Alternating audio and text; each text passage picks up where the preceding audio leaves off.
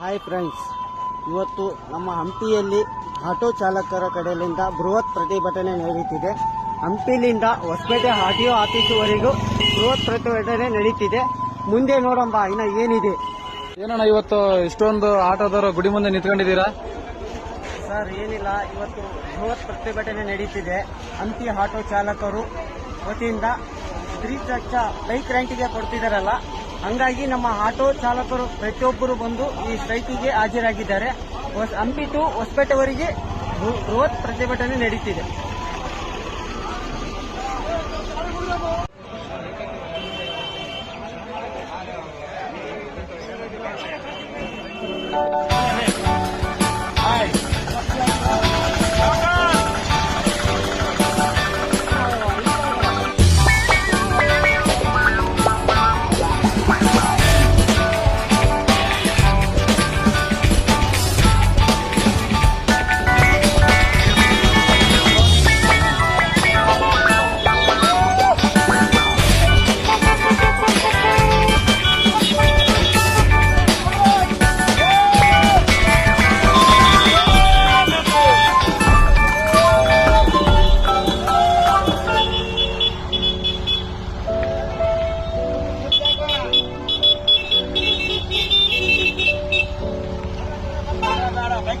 Observe ಮಾಡಿದ್ರೆ ಎಷ್ಟು ಜನ ಆಟೋ ಚಾಲಕರಿದ್ದೀರಾ, ಅಲ್ಲೆಲ್ಲ ನಿಂತ್ಕೊಂಡಿದ್ದೀರಾ, ಕೆಲವರು ಬೇರೆ ಬೇರೆ ಸ್ಟೋರ್ಗಳಲ್ಲಿ ಶಾಪ್ಗಳಲ್ಲಿ ಅಲ್ಲೇ ನಿಂತಿದ್ದೀರಾ.